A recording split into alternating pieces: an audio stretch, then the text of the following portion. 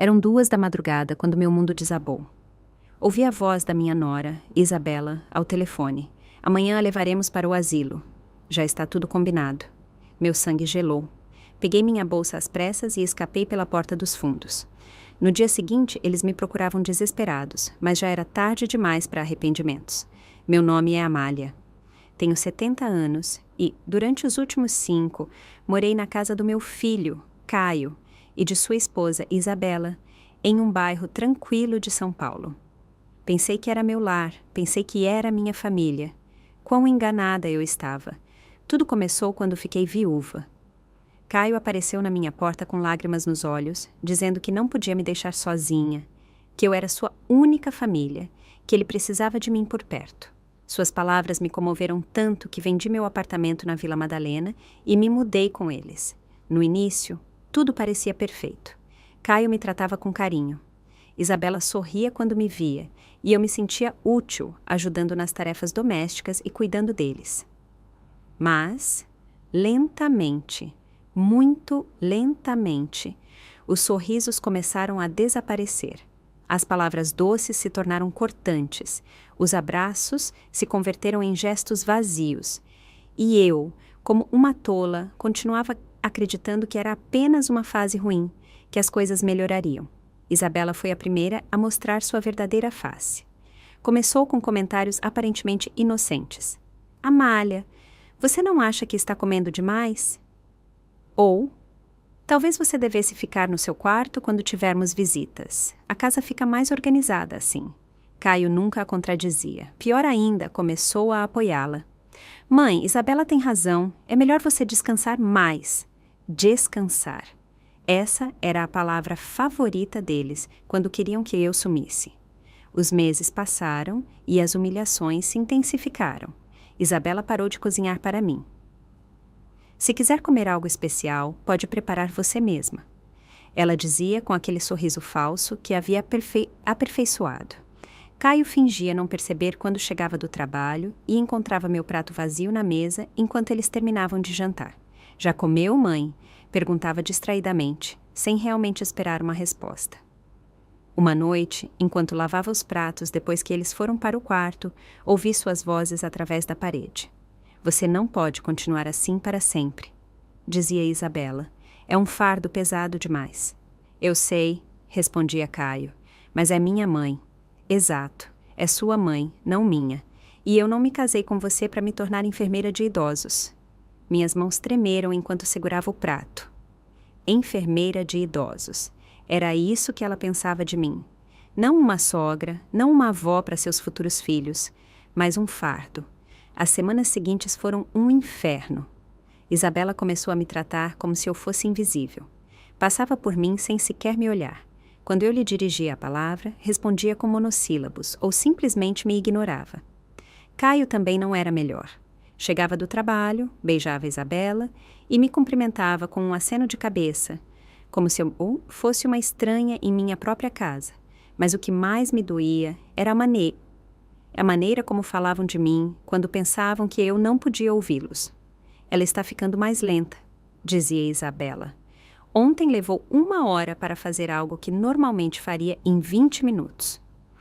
Talvez devêssemos procurar opções, respondia Caio com voz hesitante. Opções. Essa palavra me perseguia nas noites de insônia. Que tipo de opções? Não me atrevia a perguntar, mas algo dentro de mim já sabia a resposta.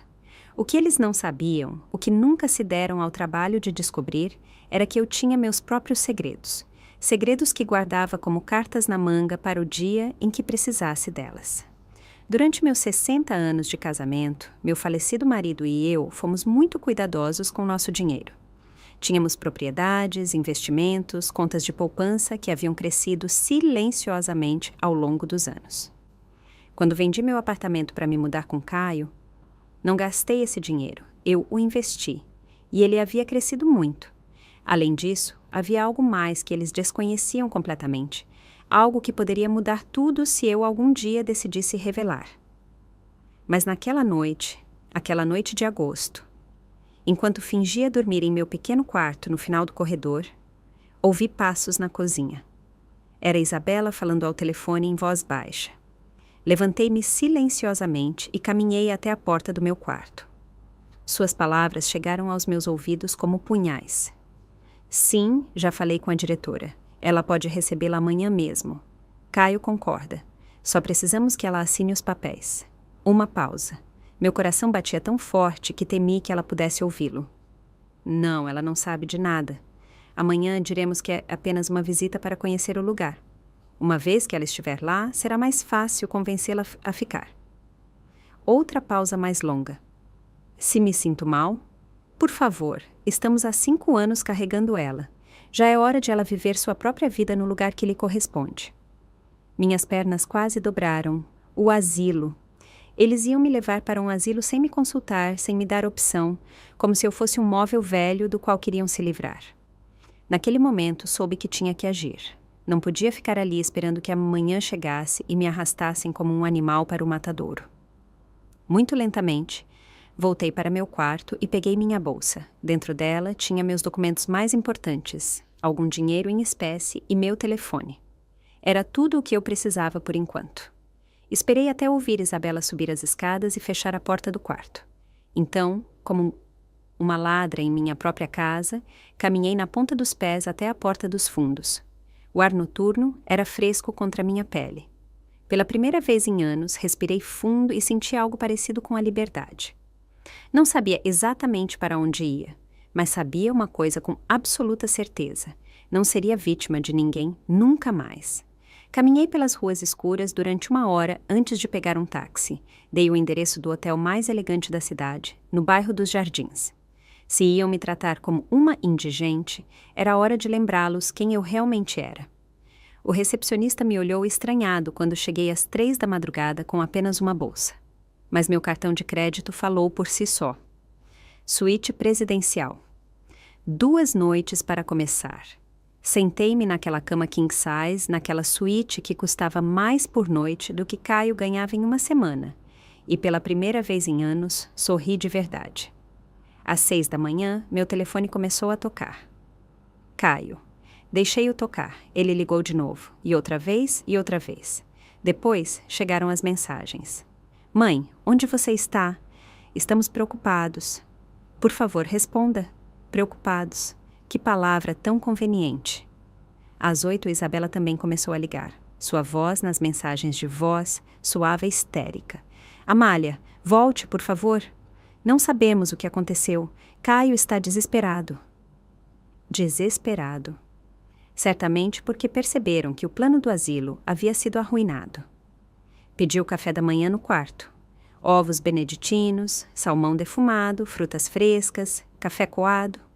Enquanto comia na varanda da minha suíte, com vista para a cidade, imaginei Caio e Isabela correndo pela casa, me procurando em cada canto, ligando para hospitais, talvez até para a polícia, que se preocupassem, que sentissem, nem que fosse uma pitada da angústia que eu havia sentido durante anos. Depois do café da manhã, fiz algumas ligações importantes. A primeira foi para o meu banco. Queria saber exatamente quanto dinheiro tinha disponível. A quantia me surpreendeu, até a mim. Os investimentos haviam rendido mais do que eu esperava. A segunda ligação foi mais delicada. Disquei o número de Dr. Gustavo Almeida, o melhor advogado especialista em direito de família da cidade. Eu o conhecia porque ele havia cuidado do testamento do meu marido anos atrás. Dona Amália, sua voz soava surpresa. Como a senhora está? Preciso vê-lo urgentemente, Gustavo. Tenho uma situação familiar complicada. Claro, pode vir esta tarde. Estarei aqui. A terceira ligação foi a mais importante de todas. Disquei um número que tinha guardado há mais de 5 anos, desde que me mudei com Caio. Era Patrícia, minha velha amiga e corretora de imóveis. Amália, que surpresa ouvi-la. Como você está, querida? Patrícia, preciso que me faça um favor muito especial. Lembra-se daquela propriedade no centro que você viu anos atrás? Aquela que você disse que seria perfeita para mim se eu algum dia decidisse me tornar independente novamente? Enquanto conversávamos, meu telefone continuou vibrando com chamadas perdidas. Caio havia ligado 14 vezes. Isabela, 8. Eles até conseguiram o número do meu falecido marido, que eu ainda mantinha como contato de emergência, e ligaram para lá. Que desesperador deve ser não poder controlar alguém quando você está acostumado a manipulá-lo. Às 2 da tarde, desci para o lobby do hotel vestida com meu melhor conjunto cinza pérola e meus sapatos de couro mais elegantes. Haviam marcado um horário para mim no salão de beleza do hotel. Manicure, pedicure, corte e penteado. Se eu ia começar uma guerra, faria isso parecendo impecável. A cabeleireira, uma jovem chamada Lia, me olhou com curiosidade. Ocasião especial, senhora? Poderíamos dizer que sim, respondi. É o primeiro dia do resto da minha vida. Enquanto Lia trabalhava em meu cabelo, refleti sobre os últimos 5 anos, como eu havia permitido que me tratassem assim, quando havia deixado de me valorizar. A resposta era dolorosa, mas clara. Desde o momento em que pensei que ser um fardo era melhor do que estar sozinha. Mas eu não estava mais sozinha. Tinha dinheiro, tinha recursos e, acima de tudo, tinha a verdade do meu lado. Às 4 da tarde, cheguei ao escritório de Gustavo. Sua sala ficava no 25º andar de um arranha-céu no Distrito Financeiro, na Avenida Faria Lima. As janelas davam para toda a cidade, e de lá eu podia ver o bairro onde Caio morava. Amália, você está esplêndida, disse Gustavo enquanto me servia um café. Mas algo me diz que não é uma visita social. Contei-lhe tudo, a conversa que havia ouvido, o plano do asilo, minha fuga noturna. Gustavo tomava notas enquanto eu falava e sua expressão ficava mais séria a cada detalhe. Isso é muito grave, Amália. O que eles planejavam fazer poderia constituir abuso de idosos, especialmente se pretendiam fazê-lo sem o seu consentimento. Que opções eu tenho? Muitas, mas primeiro preciso que me diga algo. Eles sabem sobre sua real situação financeira? Não tenho a menor ideia. Caio pensa que sou uma viúva pobre que vive de sua caridade. Gustavo sorriu pela primeira vez na reunião. Então temos uma vantagem considerável. Ele me explicou as opções legais. Ordens de proteção, processos por abuso emocional, até mesmo ações criminais se pudéssemos provar que haviam planejado me internar contra minha vontade. Mas eu tenho uma proposta diferente, continuei. Que tal se lhes dermos uma lição que nunca esquecerão? Seus olhos brilharam com uma faísca que me agradou imediatamente. Sou todo ouvidos, Amália. Vamos mostrar a eles exatamente o valor da mulher que pensavam em descartar, mas faremos isso de forma que o golpe seja público, definitivo e completamente legal. Saí daquele escritório com um plano que levaria algumas semanas para ser executado, mas que valeria cada minuto de espera. De volta ao hotel, finalmente decidi atender uma das ligações de Caio. Mãe, graças a Deus, onde você está? Estivemos procurando por você em todo lugar. Isabela está chorando. Pensamos que algo terrível havia acontecido com você. Sua voz soava genuinamente preocupada. Quase me convenceu. Quase. Estou bem, Caio. Só precisava sair para caminhar e clarear minhas ideias. Caminhar? Já se passaram mais de 12 horas.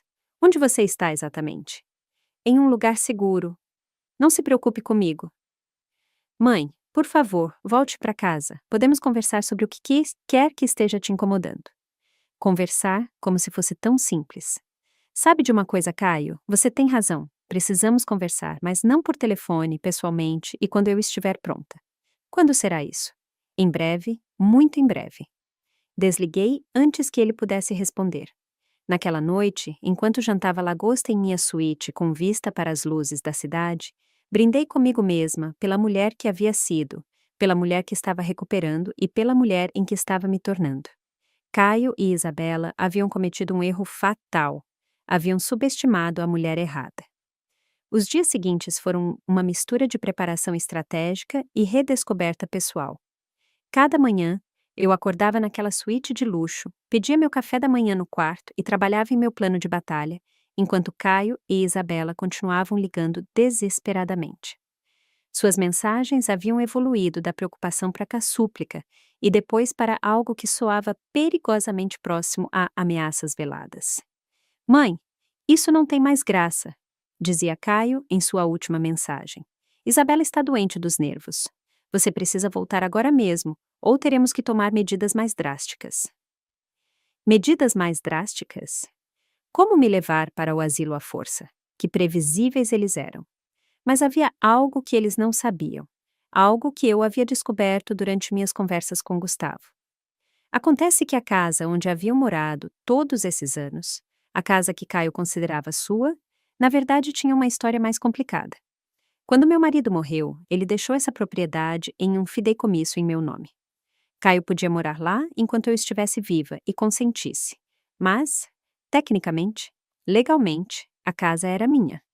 Ele nunca se deu ao trabalho de ler os documentos completos do testamento. Por que eu faria? Afinal, era apenas sua pobre mãe viúva que dependia de sua generosidade. No quarto dia da minha desaparição, decidi que era hora de começar a próxima fase. Patrícia havia encontrado o apartamento perfeito, uma cobertura no bairro mais exclusivo da cidade, completamente mobiliada, com serviço de concierge 24 horas. Amália, este lugar é um sonho, ela me dizia enquanto percorríamos o apartamento. 2 quartos, 3 banheiros, varanda com jacuzzi e a vista mais espetacular de toda a cidade. Quando posso me mudar? Quando quiser. O proprietário está desesperado para alugar para alguém confiável. Assinei o contrato naquela mesma tarde, 2 anos adiantados, em dinheiro. Ao sair da imobiliária, peguei um táxi até o shopping mais elegante da cidade, o Cidade Jardim. Era hora de renovar meu guarda-roupa. Durante anos, eu havia me vestido como a viúva pobre que eles pensavam que eu era. Roupas gastas, cores opacas, sapatos confortáveis, mas sem estilo. Hoje isso terminava. Na boutique mais exclusiva, uma vendedora chamada Lia me atendeu com aquela mistura de cortesia profissional e leve desdém reservada para clientes que não pareciam poder pagar a mercadoria. Em que posso ajudá-la, senhora? Preciso de um guarda-roupa completamente novo. Conjuntos executivos, vestidos de coquetel, sapatos, acessórios, tudo. Sua expressão mudou ligeiramente quando tirei meu cartão de crédito Black. 2 horas depois, saí de lá com 8 sacolas, cheias de roupas, que custavam mais do que Caio ganhava em 3 meses. Vestidos em tons de esmeralda, vermelho cereja, dourado, violeta profundo. Nunca mais vestiria cores tristes. Naquela noite, enquanto arrumava minhas novas aquisições, meu telefone tocou. Era um número que eu não reconhecia. Alô, dona Amália. Sou o inspetor Ricardo Mendes da Polícia Civil. Seu filho Caio apresentou uma denúncia de pessoa desaparecida. Poderia confirmar que a senhora está bem? Interessante. Eles haviam escalado o drama a ponto de envolver a polícia. Inspetor, estou perfeitamente bem. Estou em pleno uso das minhas faculdades mentais e decidi tirar umas férias. Não há nenhuma desaparição para investigar. Poderia me dizer onde se encontra exatamente? Seu filho está muito preocupado. Estou na cidade, em um lugar seguro, e inspetor, quero que fique registrado que saí daquela casa por minha própria vontade e que não desejo ser contatada até que eu esteja pronta. Entendido, senhora? Há algo mais que precise. Sim, se meu filho ou sua esposa voltarem a apresentar denúncias falsas sobre mim, quero que saibam que poderei considerar isso assédio. O silêncio do outro lado da linha foi eloquente. No dia seguinte, mudei-me para a cobertura. Os funcionários da mudança chegaram ao hotel às 8 da manhã para transportar minhas poucas pertences. Era estranho o quão pouco eu precisava quando realmente se tratava de começar de novo. Meu novo lar era tudo o que Patrícia havia prometido e mais. Da varanda, eu podia ver toda a cidade se estender a meus pés. Servi-me uma taça de vinho tinto e brindei a minha nova independência. Mas a verdadeira satisfação chegou naquela tarde, quando finalmente decidi responder a uma das ligações de Caio. Mãe, graças a Deus a polícia nos disse que você está bem, mas precisamos vê-la. Onde você está exatamente? Estou em meu novo lar, Caio. Seu novo lar? Do que você está falando? Eu me mudei. Consegui meu próprio apartamento. Um silêncio longo. Com que dinheiro? Mãe, você não tem recursos para morar sozinha. Precisa voltar para casa antes que faça algo de que se arrependa. Minha casa. Interessante que você use essa palavra. O que você quer dizer? Nada, filho. Só que é curioso como às vezes as palavras revelam mais do que pretendemos. Mãe, você está falando estranho. Isabela diz que talvez você precise de ajuda médica. Poderíamos levá-la para um médico te examinar. Aí estava a verdadeira Isabela vindo à tona. Isabela diz isso? Que considerada da parte dela se preocupar com minha saúde mental. Ela só quer o melhor para você. Todos queremos o melhor para você. Como me levar para o asilo? O silêncio que se seguiu foi ensurdecedor. Do que você está falando? Acho que você sabe exatamente do que estou falando, Caio. Mãe, nós nunca o quê? Nunca planejaram me internar sem meu consentimento? Nunca discutiram sobre o quão conveniente seria se livrar do fardo que eu represento? Não sei onde você ouviu isso, mas eu ouvi dos lábios de sua esposa, Caio. Às 2 da madrugada, falando ao telefone, organizando meu destino como se eu fosse um móvel velho do qual se deve livrar. Outro silêncio longo, tenso. Mãe, se você ouviu algo fora de contexto. Fora de contexto? Amanhã a levaremos para o asilo. Já está tudo combinado. Que contexto poderia fazer com que essas palavras significassem algo diferente? Nós só estávamos explorando opções. Sem me consultar? Pensaram que seria melhor. Pensaram que seria mais conveniente. Para vocês, não é mesmo? Então me explique, Caio. Explique como planejar internar sua mãe sem o conhecimento dela é um ato de amor. Ele não pôde, porque não havia explicação que pudesse justificar o injustificável. Quero te ver, disse finalmente. Precisamos conversar pessoalmente. Estou de acordo, mas será quando eu decidir, onde eu decidir e sob meus termos. Quando? Em breve, filho, muito em breve. E quando nos virmos, você vai descobrir algumas coisas sobre sua pobre mãe viúva que vão te surpreender muito. Desliguei antes que ele pudesse responder. Naquela noite, enquanto jantava em minha varanda sob as estrelas, liguei para Gustavo. Como vai nosso projeto? Melhor do que o esperado, Amália. Tenho informações muito interessantes sobre as finanças de Caio e Isabela. Ao que parece, eles têm vivido acima de suas possibilidades durante anos. Quão acima? Dívidas de cartões de crédito, empréstimos pessoais, hipoteca atrasada. Eles têm usado sua presença na casa para justificar gastos que não podem pagar. Interessante. Tem mais. Ao que parece, Isabela tem dito às amigas que você tem demência senil e que por isso precisa de cuidados especiais. Ela tem construído uma narrativa para justificar o asilo. Meu sangue ferveu. Você tem provas disso? Estou as coletando. Amália, quando terminarmos com isso, eles vão se arrepender de terem mexido com você. Desliguei com um sorriso nos lábios. Caio e Isabela não tinham ideia do que estava por vir. Uma semana depois de me mudar para a cobertura, eu havia estabelecido minha nova rotina. Café da manhã na varanda, exercícios na academia do prédio. Tardes trabalhando com Gustavo em nosso plano mestre. Pela primeira vez em anos, eu me sentia viva, poderosa, dona do meu destino. Caio havia parado de ligar depois da nossa última conversa. Isabela, ao contrário, havia intensificado suas tentativas. Suas mensagens de voz revelavam um desespero crescente. Amália, por favor, volte. Caio está muito mal. Mal come, mal dorme. Isso está nos destruindo como família. Como família. Que ironia. Amália, sei que você está brava, mas fugir não resolve nada.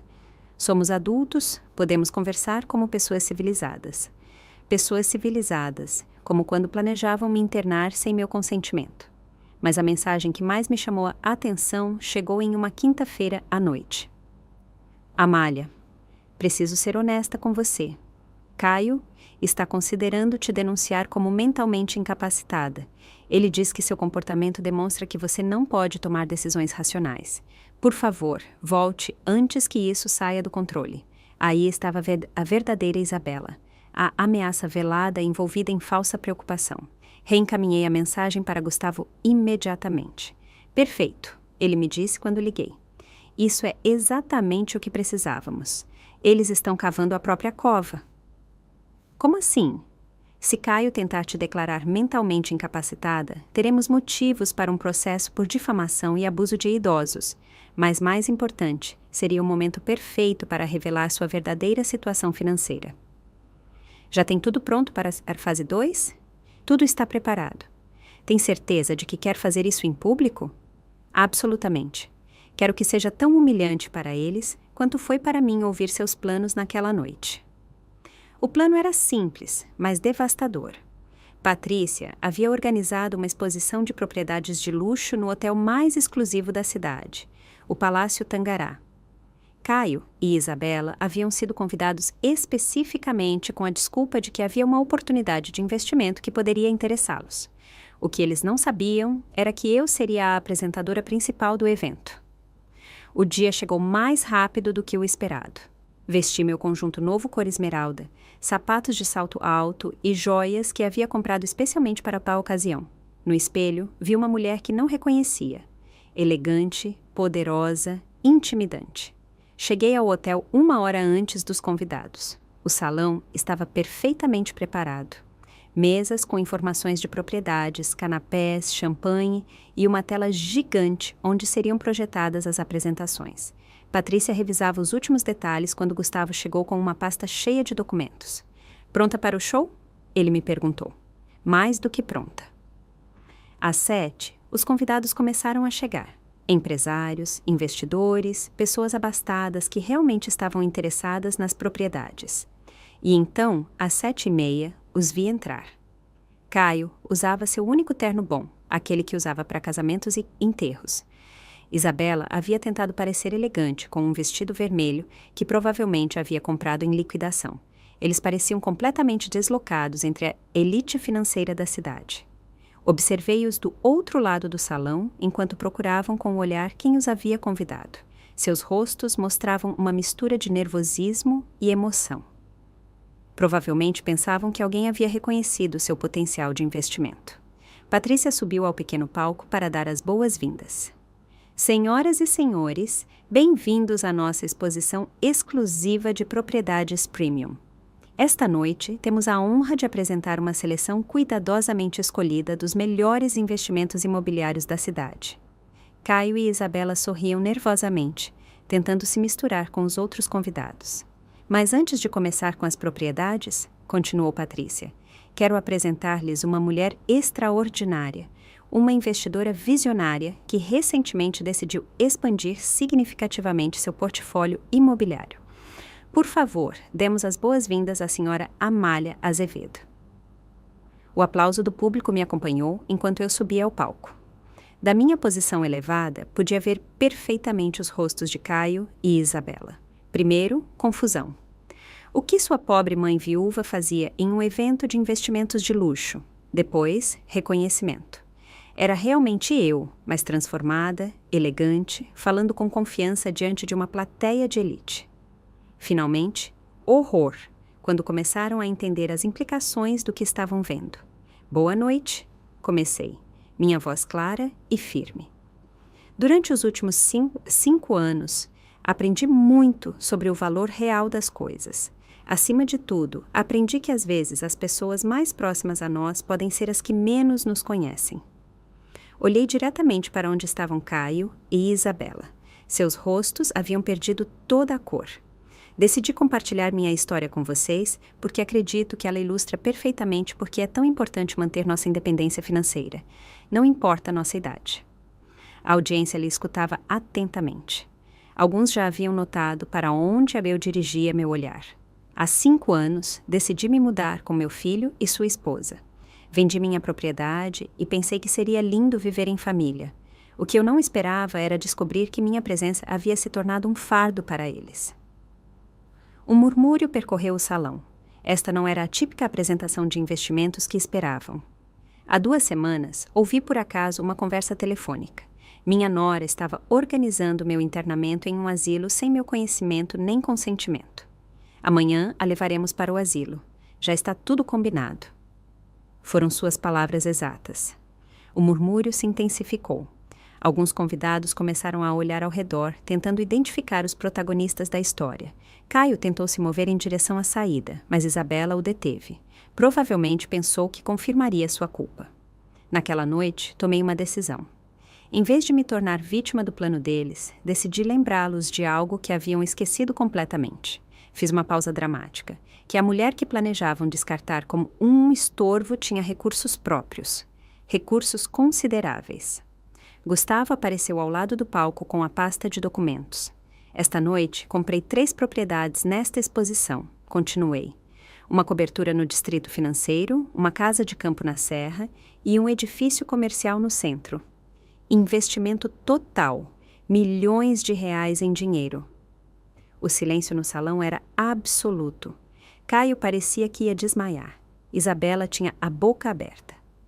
Quero que isso sirva de lição para todos os presentes. Continuei. Nunca subestimem as pessoas idosas e nunca, jamais, deem por certo que conhecem a verdadeira situação de alguém. Desci do palco entre aplausos estrondosos. A audiência estava fascinada com o drama que acabara de presenciar. Caminhei diretamente para Caio e Isabela.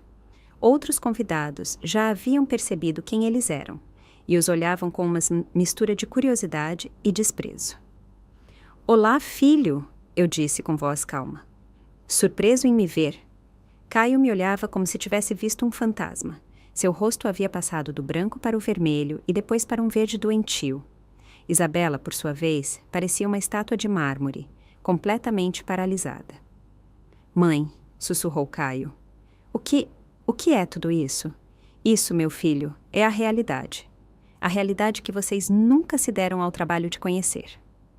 Os outros convidados começaram a se aproximar discretamente, fingindo revisar os folhetos de propriedades enquanto ouviam nossa conversa. O drama era bom demais para ser ignorado. "Dona Amália?", interveio Patrícia com um sorriso malicioso. "Estes são os familiares de quem a senhora me falou. Os que pensavam que a senhora precisava de cuidados especiais?" Isabela finalmente encontrou sua voz. "Amália, isso é... Não entendo nada. Desde quando você tem tanto dinheiro?" "Desde sempre, querida Isabela. Só que vocês assumiram que eu era uma viúva pobre e desamparada. Nunca perguntaram. Nunca se interessaram em conhecer realmente minha situação." Caio tentou se aproximar. "Mãe, se você tinha recursos, por que não nos disse? Poderíamos saber." "Poderíamos saber o quê, Caio? Me tratar com respeito, me consultar antes de planejar minha vida? Ou simplesmente teriam encontrado formas mais criativas de se aproveitar?" Um homem mais velho que estava ouvindo se aproximou. "Com licença, senhora, mas é verdade que eles planejavam interná-la sem o seu consentimento?" "Completamente verdade", respondi, sem desviar o olhar de Caio. "Minha nora organizou tudo por telefone. Já está tudo combinado", foram as palavras dela. O homem balançou a cabeça com desgosto. "Isso é abuso de idosos. Deveriam estar na cadeia." Isabela ficou vermelha como um tomate. "Isso não é verdade. Nós só queríamos o melhor para ela. Pensávamos que ela precisava de mais cuidados." "Cuidados?" Minha voz se elevou ligeiramente. "Como me ignorar durante os jantares? Como me fazer sentir invisível em minha própria casa? Como discutir sobre o quão incômoda era a minha presença? Mais pessoas haviam se aglomerado ao nosso redor. Alguns gravavam discretamente com seus telefones. "Amália, por favor", suplicou Caio. "As pessoas estão nos olhando. Podemos discutir isso em particular." "Em particular? Como quando vocês discutiam meu futuro em particular, sem me incluir, tratando-me como um objeto do qual se livrar." Gustavo apareceu ao meu lado com uma pasta. "Dona Amália, quer que eu lhes mostre os documentos agora?" "Que documentos?" perguntou Isabela nervosamente. "Os documentos que provam que a casa onde vocês têm morado estes 5 anos é legalmente minha", respondi tranquilamente. O silêncio que se seguiu foi ensurdecedor. Caio parecia que havia levado um tapa. "O que você está dizendo?" "Estou dizendo que quando seu pai morreu, ele deixou essa propriedade em fideicomisso, em meu nome. Você pode morar lá enquanto eu estiver viva e consentir, mas tecnicamente, legalmente, a casa é minha." Isabela cambaleou. "Isso não pode ser verdade." Gustavo abriu a pasta e mostrou os documentos. "Estes são os papéis do fideicomisso, devidamente registrados e autenticados. A senhora Amália é a proprietária legal da propriedade." Caio pegou os documentos com as mãos trêmulas. Mas eu pensei. Papai me disse que a casa seria minha." "Seu pai disse que você poderia morar lá e cuidar de mim. Não é o mesmo que ser proprietário." Uma mulher elegante que estava ouvindo se aproximou. "Permita-me apresentar. Sou Lúcia Monteiro do Jornal Financeiro da cidade. Estaria disposta a dar uma entrevista sobre sua história?" "Claro", respondi. "Acho que é importante que as pessoas saibam o que pode acontecer com os idosos quando a família assume coisas incorretas." Caio me agarrou pelo braço. "Mãe, por favor, não torne isso público. Podemos resolver entre nós." Eu me soltei suavemente de seu aperto. Como quando vocês resolveram meu futuro entre vocês, sem me consultar, sem me incluir, tratando-me como um objeto do qual se livrar. Não foi assim, gritou Isabela, perdendo completamente a compostura. Nós cuidamos de você durante 5 anos. Demos a você um teto, comida, tudo o que precisava. Me deram, minha voz se tornou glacial. Em minha própria casa me deram um teto. O murmúrio de indignação dos presentes foi audível. Vários estavam claramente do lado da idosa, elegante, que havia sido traída por sua própria família. Dona Amália, disse a jornalista, que planos a senhora tem agora? Muito simples, respondi com um sorriso. Vou viver minha vida em meus próprios termos, em meu próprio lar, com meu próprio dinheiro, e vou garantir que minha história sirva de advertência para outros idosos que possam estar em situações semelhantes. Caio parecia completamente derrotado. E nós? Onde vamos morar? Essa, eu disse enquanto me dirigia para a saída, é uma excelente pergunta. Uma que vocês deveriam ter feito antes de planejar me enviar para o asilo. Os dias seguintes foram um turbilhão de atividade midiática. A história da avó milionária traída por sua família havia se tornado viral nas redes sociais. Os vídeos do evento haviam sido compartilhados milhares de vezes. E meu telefone não parava de tocar com solicitações de entrevistas. Mas o mais satisfatório era ver como Caio e Isabela tentavam controlar o dano à sua imagem pública. Isabela havia criado uma conta no Instagram onde tentava contar sua versão da história. As pessoas não entendem, ela dizia em seus vídeos chorosos. Nós amamos Amália como família, só queríamos o melhor para ela. Os asilos modernos são lugares lindos onde os idosos podem socializar e receber cuidados profissionais. Seus seguidores não acreditavam em uma palavra. Os comentários eram impiedosos. Sem consultar às 2 da madrugada, isso não é amor, é abuso. E por que não sabiam que ela tinha dinheiro? Não se interessavam em conhecer realmente a mulher com quem viviam? Minha avó sempre diz, a família que te trai uma vez, te trairá sempre.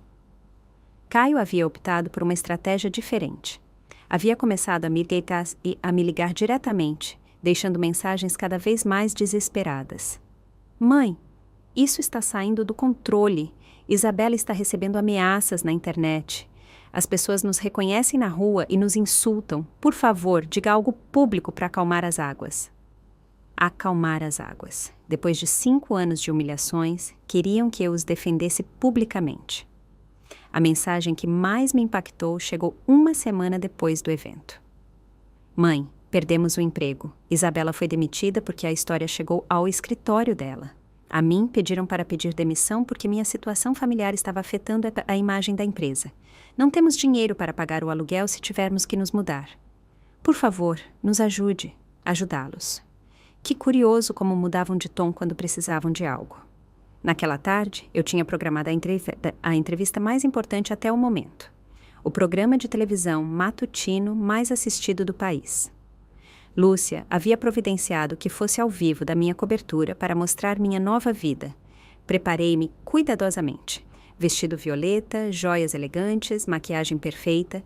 Quando a equipe de câmeras chegou, meu apartamento parecia uma capa de revista de decoração. Estamos ao vivo em 3, 2, 1. Bom dia. Sou Patrícia Fernandes e estou aqui com Amália Azevedo, a mulher cuja história comoveu o país inteiro. Amália, conte-nos como você se sente depois de tudo o que aconteceu. Patrícia, me sinto livre pela primeira vez em 71 anos.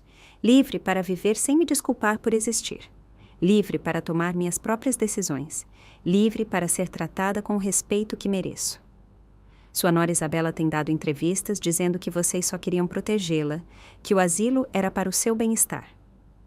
Patrícia, quando alguém planeja seu futuro sem te consultar, às escondidas, na madrugada, isso não é proteção, isso é controle. E quando, além disso, te trataram como um fardo durante anos, é difícil acreditar que suas motivações eram realmente altruístas. O que você diria a outros idosos que possam estar passando por situações semelhantes? Eu lhes diria que nunca é tarde demais para recuperar sua dignidade, que não permitam que ninguém os faça sentir como um fardo e, acima de tudo, que mantenham o controle sobre suas próprias vidas e finanças. Agora entendemos que seu filho Caio tem tentado contatá-la. Sim, ele tem ligado, especialmente desde que perderam seus empregos. E o que você pensa fazer a respeito? Olha, Patrícia, eu não sou uma pessoa vingativa, mas também não sou uma pessoa tola. Durante 5 anos, Caio e Isabela me trataram como se eu fosse invisível quando pensavam que eu dependia deles. Agora que descobriram que tenho recursos próprios, de repente sou importante de novo. Você está disposta a se reconciliar com eles? Uma reconciliação real exige reconhecimento genuíno do dano causado, exige desculpas sinceras e exige mudanças reais no comportamento. Até agora, a única coisa que recebi são desculpas e justificativas. Isabela diz que as consequências foram desproporcionais, que perder seus empregos é um castigo demais. Desproporcionais. Minha voz endureceu ligeiramente. Sabe o que é desproporcional? Planejar internar alguém sem o seu consentimento. Isso é desproporcional. Que planos você tem para o futuro? Estou considerando criar uma fundação para ajudar idosos que enfrentam abuso familiar. Quero que minha experiência sirva para proteger outros. Uma última pergunta, Amália. Você se arrepende de algo? Pensei cuidadosamente antes de responder. Arrependo-me de ter permitido que me tratassem mal por tanto tempo.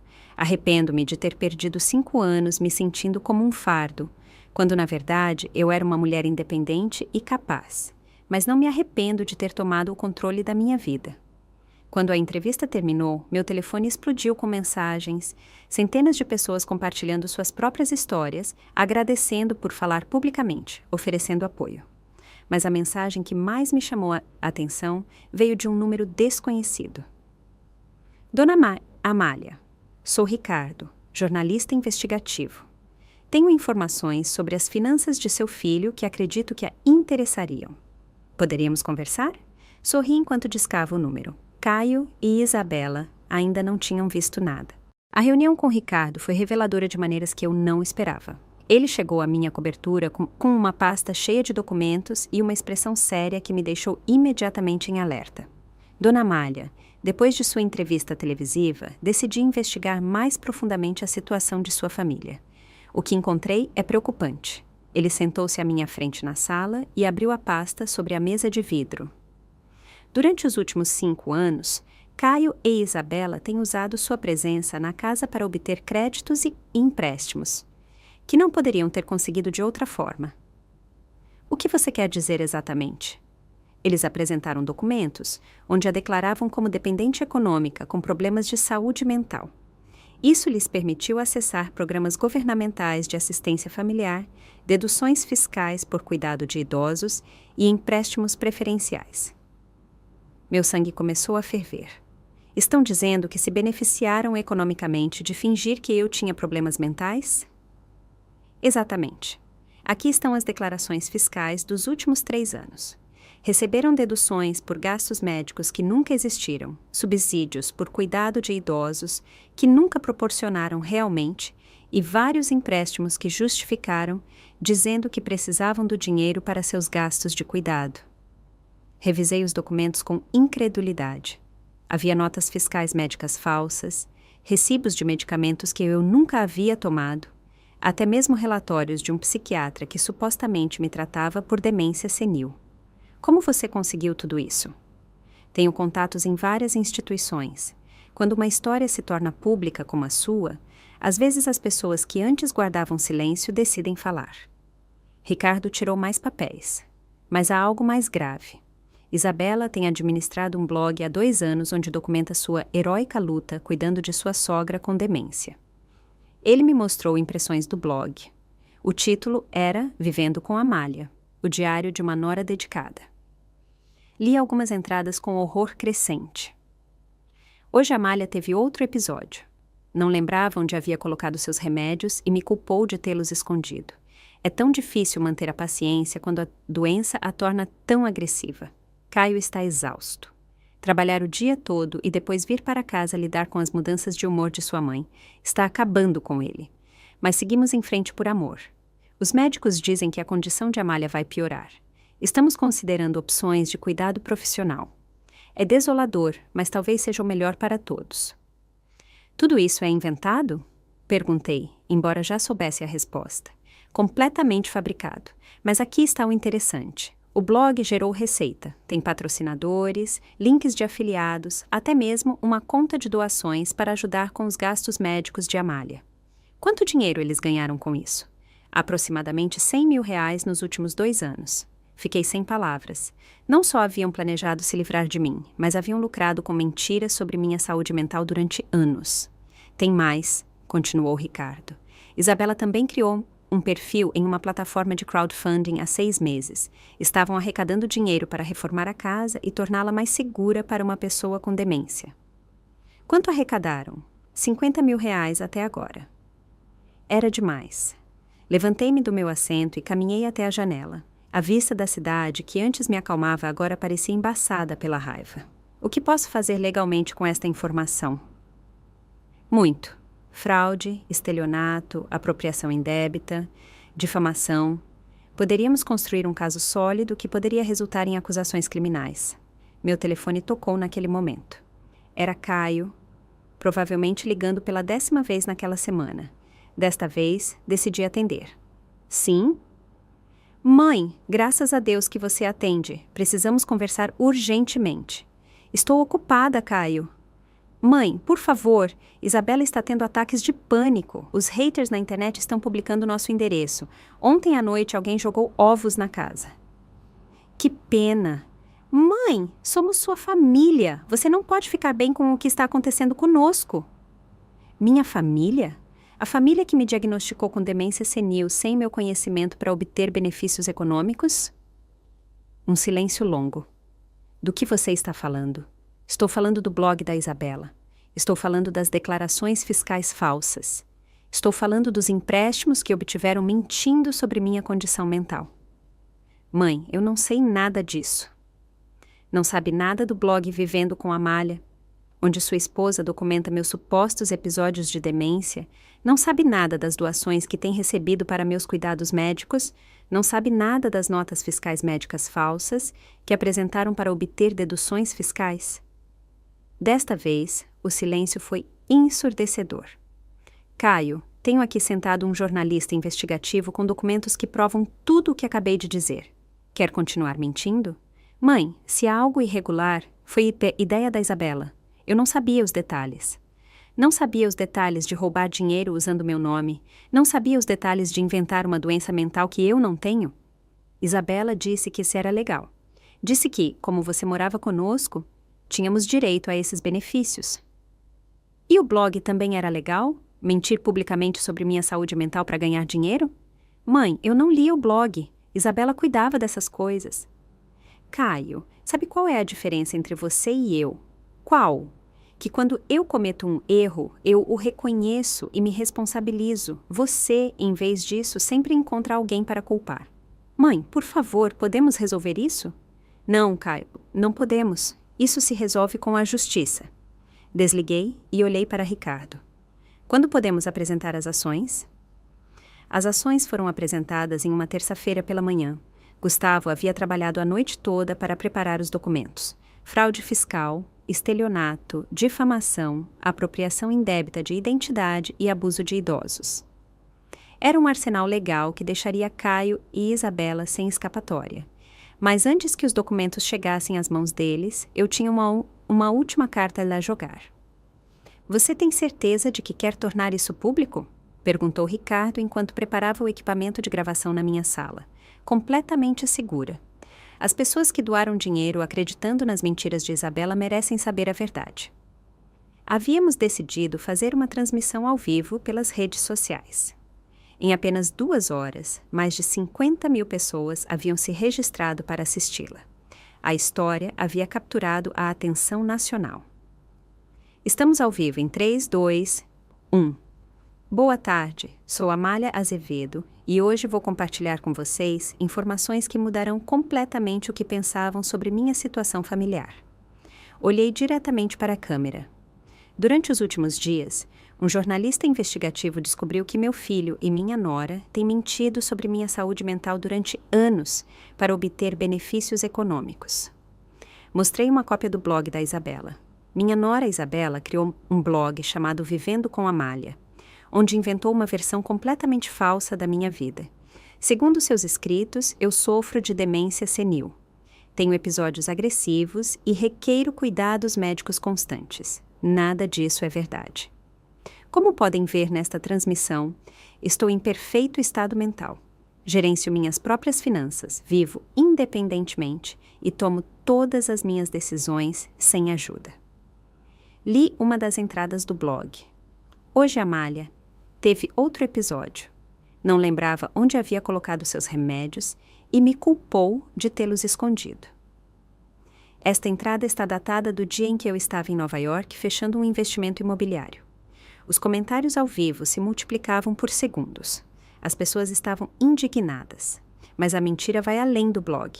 Usando essas histórias falsas, eles obtiveram deduções fiscais por gastos médicos inexistentes, subsídios governamentais por cuidado de idosos que nunca proporcionaram e doações de pessoas bem-intencionadas que acreditaram em sua narrativa.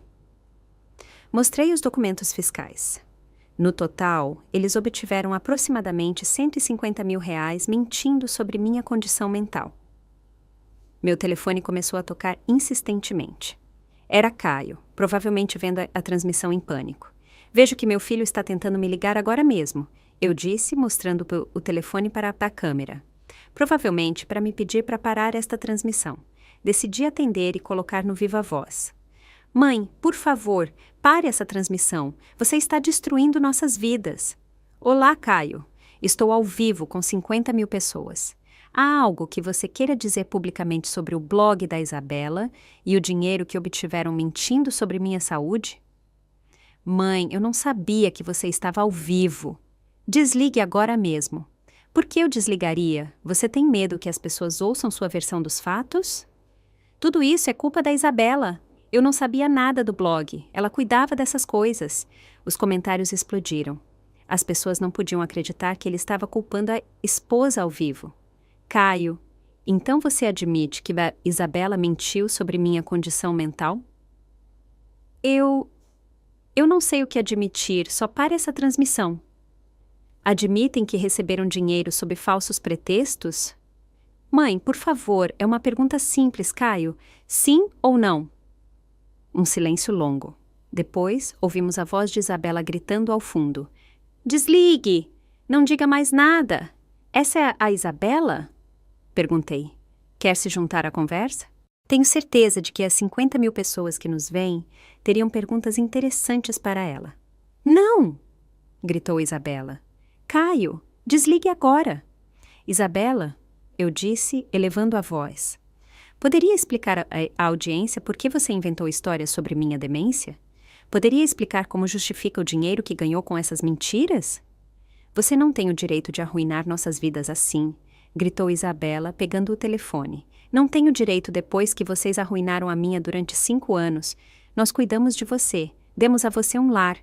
Isabela, estou lendo seu blog ao vivo. Aqui diz que tive um episódio violento em 15 de março. Poderia explicar o que aconteceu naquele dia?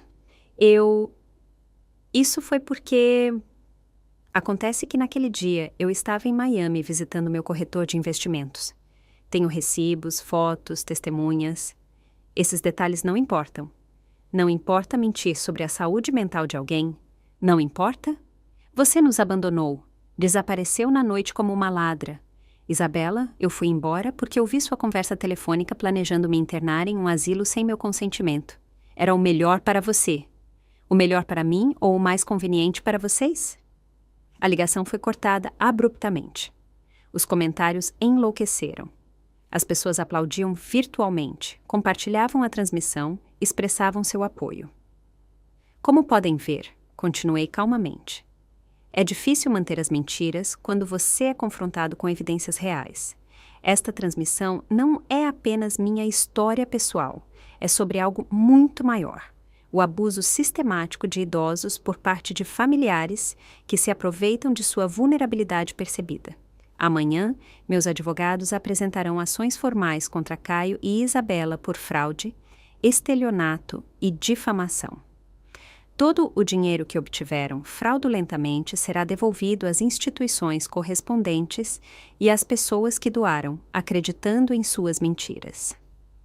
Mas, mais importante do que a justiça legal, é a justiça moral. Quero que minha história sirva de advertência. Nunca permitam que ninguém lhes tire sua dignidade, não importa quantos anos tenham ou quão vulneráveis possam parecer. Obrigado por me acompanharem hoje. Manterei vocês informados sobre o progresso do caso legal. Terminei a transmissão com mais de 80 mil espectadores.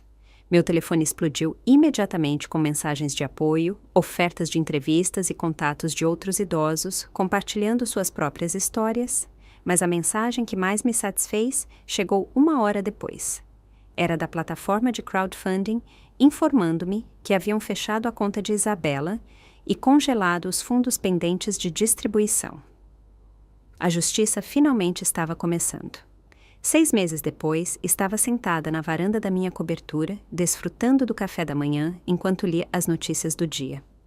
A primeira página do jornal local tinha uma manchete que me fez sorrir.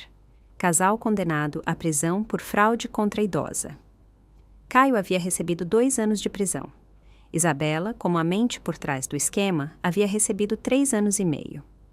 Além disso, teriam que pagar uma multa de R$50 mil e realizar serviço comunitário em casas de repouso uma vez cumprida sua pena. A justiça havia sido completa e satisfatória, mas o mais gratificante não era o castigo deles, mas o que eu havia construído com minha liberdade. A Fundação Amália Azevedo para a Proteção de Idosos já havia ajudado mais de 200 pessoas em situações semelhantes à minha. Havíamos estabelecido uma linha telefônica de ajuda, serviços legais gratuitos e um programa de educação financeira para pessoas idosas. Minha história havia inspirado mudanças na legislação estadual sobre abuso de idosos. Agora era mais difícil para os familiares obterem benefícios fraudulentos e havia proteções mais fortes para idosos vulneráveis. Mas talvez o mais importante fosse que eu havia me reencontrado comigo mesma. Aos 71 anos, havia aprendido a dançar samba, havia feito aulas de pintura e havia viajado para lugares que só havia sonhado em visitar. Tinha uma vida social ativa, amigas verdadeiras e um propósito renovado. Meu telefone tocou, interrompendo minhas reflexões. Era Patrícia, minha corretora de imóveis que havia se tornado uma das minhas melhores amigas. Amália, você viu as notícias? Acabei de ler sobre a sentença. Perfeito. Não, isso não. Você viu que Isabela tentou vender a história dela para uma produtora de televisão? Eu ri. Sério? Que história? A de como ela fraudou a sogra e acabou na cadeia. Aparentemente, ela queria fazer uma série sobre o lado obscuro das redes sociais e como a justiça da internet destruiu a vida dela. Que descaramento! E o que aconteceu? A produtora rejeitou a proposta depois de investigar os fatos. Acontece que eles preferem histórias com protagonistas mais simpáticos. Naquela tarde, eu tinha um compromisso importante. Havia decidido escrever um livro sobre minha experiência, e minha editora vinha discutir os últimos detalhes do contrato. Amália, ela me disse enquanto revisávamos o manuscrito. Sua história é poderosa porque é real. Não há vingança fictícia, nem justiça mágica. É simplesmente uma mulher que decidiu não ser vítima. Essa era exatamente a mensagem que eu queria transmitir. Você pensou em fazer algum contato com Caio agora que ele está na prisão? Pensei nisso, admiti, mas decidi que não tenho nada a dizer a ele até que demonstre uma mudança real. Desculpas vazias não reconstroem a confiança quebrada. E se ele quisesse se redimir quando sair, teria que começar reconhecendo completamente o que fez, sem desculpas, sem culpar Isabela. Teria que demonstrar que entende o dano que causou e teria que aceitar que a relação nunca voltaria a ser a mesma. Naquela noite, enquanto preparava o jantar em minha cozinha gourmet, refleti sobre o caminho percorrido. A mulher que havia escapado pela porta dos fundos naquela madrugada havia sido uma vítima assustada. A mulher que cozinhava agora era uma sobrevivente empoderada. Minha história havia demonstrado algo que muitas pessoas esquecem. Nunca é tarde demais para reivindicar sua vida. Havia aprendido que a bondade não significa ser um capacho, que o amor familiar não justifica o abuso, que a idade não é sinônimo de vulnerabilidade e que às vezes a melhor vingança é simplesmente viver bem. Meu telefone mostrou uma mensagem de uma mulher de 68 anos, do Rio de Janeiro, que havia visto minha entrevista. Dona Amália, Sua história me deu a coragem para confrontar minha família. Depois de 2 anos de humilhações, finalmente me defendi. Obrigada por me mostrar que mereço respeito. Mensagens como essa chegavam diariamente. Cada uma me lembrava por que valera a pena tornar minha história pública. Enquanto jantava em minha varanda, observando as luzes da cidade que se estendiam até o horizonte, brindei silenciosamente por todas as mulheres que haviam encontrado sua voz. Depois de anos de silêncio, Caio e Isabela haviam pensado que estavam me descartando como lixo. Em vez disso, haviam me libertado para me tornar a melhor versão de mim mesma. Em minha escrivaninha havia uma foto do meu falecido esposo. Falei com ele como fazia todas as noites. Meu amor, sei que você estaria orgulhoso. Não deixei que me transformassem em vítima. Defendi minha dignidade e ajudei outros a defenderem a sua. Naquela noite, antes de dormir, escrevi em meu diário: não me arrependo de ter adotado Caio quando criança. Só lamento não ter compreendido antes que a bondade nunca deve ser praticada à custa da autodestruição. Na manhã seguinte, teria uma nova entrevista, outra oportunidade de contar minha história. Outra possibilidade de ajudar alguém que se sentisse invisível em sua própria vida. Porque no final, havia descoberto que meu verdadeiro propósito não era ser a mãe perfeita ou a sogra complacente. Meu propósito era ser simplesmente Amália, uma mulher completa, independente e livre. Se você gostou da minha história, pode me apoiar fazendo uma doação. Assim eu consigo escrever muitas outras histórias como essa. Muito obrigado desde já. E você? O que faria no lugar dessa pessoa? Quero muito saber a sua opinião, então escreve aqui nos comentários. Fico sempre curioso para saber o que vocês acham. Ah, e me conta também onde você ouviu essa história. Se quiser ouvir mais histórias de vida como essa, curte o vídeo e se inscreve no canal.